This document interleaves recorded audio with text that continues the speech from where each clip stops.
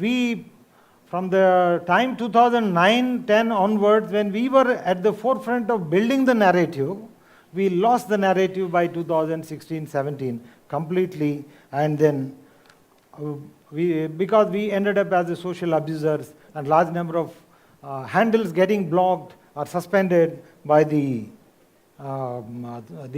social media platforms. What is the reason for such a downfall?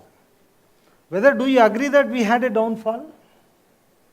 How many of you agree that we had a downfall? That means, there is a saying, admitting the existence of a problem is the first step towards solving the problem. When we say that there is no problem, then there is nothing for us to solve.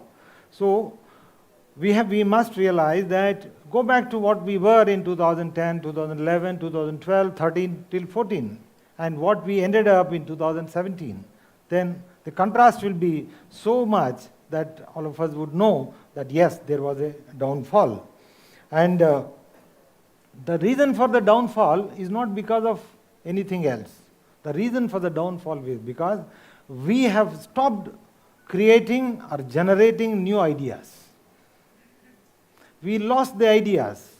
We have stopped studying. We have stopped reading. We have stopped referring to the basic texts. We have stopped intellectualizing the issues. We personalized the issues. We became what is called, I don't say that's a very strong word, we were stunted in our intellectual growth. Because of that, this has happened. And once we stopped creating ideas, what we do is we spread falsehood.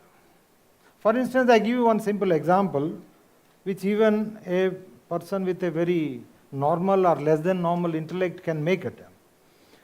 This is a very popular thing, I don't know, many of you must have seen, that Article 30A, Nehru wanted to enact Article 30A into the Constitution, but Sardar Patel was vehemently opposed it. You see the gaps because these are not. Then within 6 months Sardar Patel dies, and then Nehru enacts the Article 30A.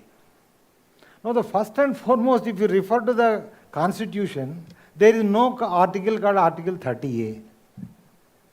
We may be hating Nehru, but hit him at the right point with your right information, right ammunition. Don't discredit yourself by spreading falsehood.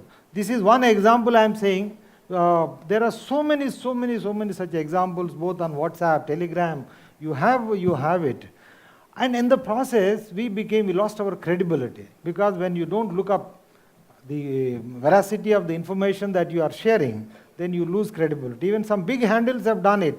So that is the biggest this one. And why did this happen?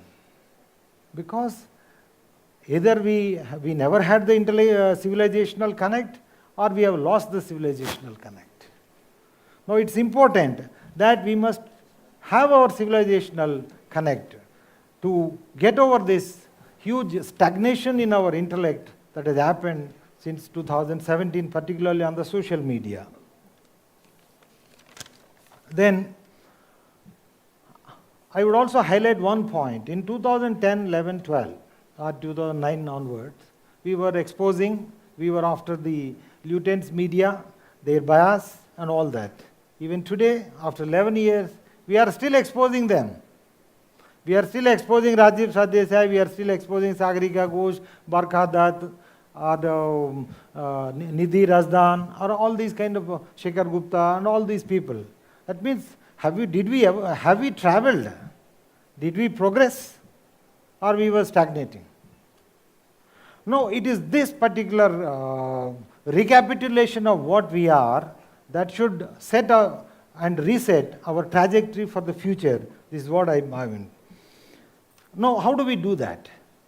We should do, the first and foremost thing that is required is root cause analysis. If we have a problem, what is the root cause analysis? For instance, you take the case of that big issue called Sabarimala. We outraged whole of India outraged, all Hindus outraged, Sabarimala Malayali Hindus outraged. But has anyone understood or mentioned where exactly the problem lies? It is not the court. Please understand. Supreme Court is not the problem, because Supreme Court is a creature of the Constitution. The problem lies in Article 25, Article 26, and Article 29. Why did we not go back and see? And also, the problem lies in the Travancore Devasam Board Act, which permits government to take over temples and manage them. We never said that, no, you give back our temple. All that we said, no, don't allow our women of particular group, don't violate the custom. When we asked for this, that means this is like symptomatic treatment. Some of the doctors are there. If you are having fever, the doctor must diagnose what is the source of the fever, whether it is malaria, viral, or something else, and accordingly prescribe medicine. But instead, if a doctor gives us ice to reduce the body temperature, is it a treatment? Hindus have become like that, because we are not doing the root cause analysis of the problem. This is one example. And the second one is, almost all Hindu problems, you name it, you have it. It can be sourced to Articles 25 to 30. I take exactly 5 minutes to explain. Article 25 says that every person has right to freedom to profess, practice, and propagate religion. Now, on the face of it, there is nothing wrong with it, because from the language of it, there is nothing wrong with it. But then if you go a little deeper, then you will understand this. Let's take the case of animals in the forest. There is a non-vegetarian class of animal, there is a vegetarian class of animals. There is a jackal, there is a deer. Let's say jackal and deer. Now, jackal by nature is a non-vegetarian, and the deer by nature is vegetarian. Now, if the law says that both jackal and the deer has equal rights to eat one another, is it an equal right or is it an unequal right? Why? Similarly, in case of equality of religion, now here is a class of religions, Abrahamic religions, who are doctrinally ordained to expand their religious space, expand their religious territory, expand their religious demography. Whereas, here is another class of religions, which are Indic religions or Hindu religions or Sanatana Dharmic religions, who are inward looking, who say that you follow your religion, I follow my religion. I don't want you to come back to me. I have no such system of expanding it. Now, you give the same equality, same powers to convert one another, where Hinduism doesn't know how to convert. What it means by conversion, we don't know. Whereas the other class of religions, they are doctrinally there to do that. Now, this is the inbuilt inequality where Hindus have not been given religious equality. This is one. The second one is about the temples. Article 26, the problem is not Article 26, our problem is Article 25 2A. That is Clause A of, Subclause A of Clause 2 of Article 25. It says that for the purpose of social reform, the government can enact laws. Social reform in Hindu temples. Okay, social reform, you can do it. But what is the current status? More than 1.5 lakh temples throughout India, from Kashmir to Kanyakumari, from Somnath to Imphal. Imphal, there is a big Govindji temple. All important temples, any prominent temple, they are under the state governments in some form or other. In South India, the control is very strong, whereas in certain other parts, it is nebulous, or it is not nebulous, it is tenuous. So 1.5 lakh temples have been taken over by governments, and then These 1.5 lakh temples have 20 lakh acres of land, that is temple lands. In Telugu we call Devudi Manyam. Manyam means land, Devudi means gods. There 20 lakh temples have been, I take a little bit. So 20 lakh temples, temple lands have been with the government. Now what has happened through this? Because Hinduism has only one institution, that is temple, most important. We have been deprived of our institutional capacity because temples have been taken away.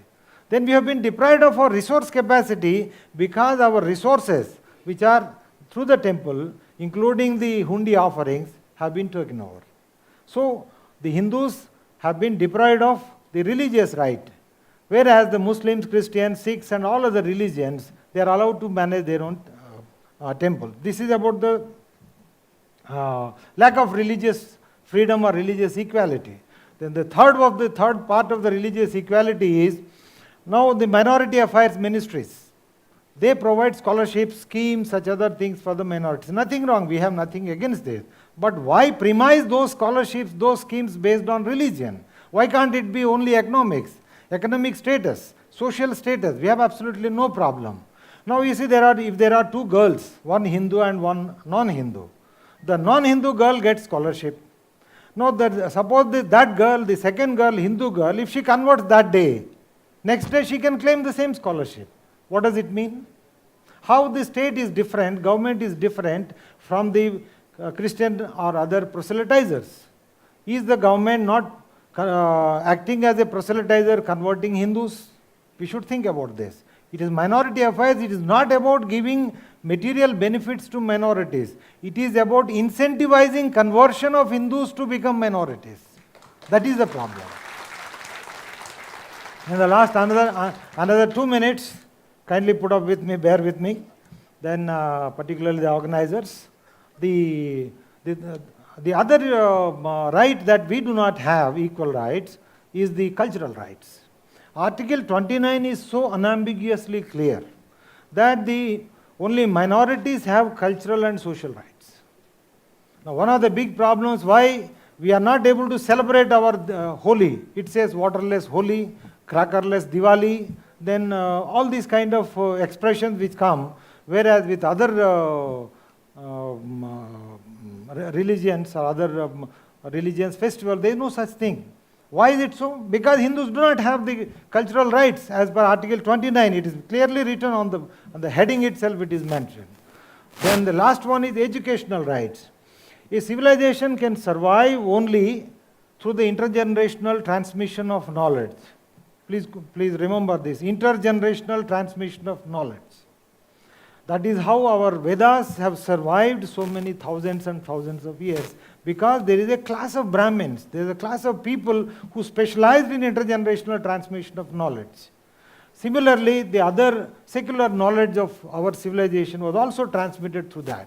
Now, Article 28 says that no religious instruction shall be imparted in any educational institution that receives state grants or state funding. There is no Hindu school which does not receive state grant in some form or other, or at least the land, concessional land. Now, once the article bans this, then what the governments have done, they have declared all our civilizational texts and knowledge from Rig Veda to our Mahabhagavat, from Rig Veda, this one Niti Shastras, everything has been declared as religious instruction. So we are deprived of our learning our scriptures and our civilizational knowledge. Whereas under Article 30, the minorities have been given the right to establish educational institutions of their choice where they can teach anything of their own. Whereas if Hindus establish a school, then they cannot teach this because they receive the government grants. So we have been deprived of one, religious equality, cultural equality and educational equality. Now tell me how our civilization is going to survive if all these three, which are extremely essential and crucial for survival of a civilization, this Hindu civilization will survive.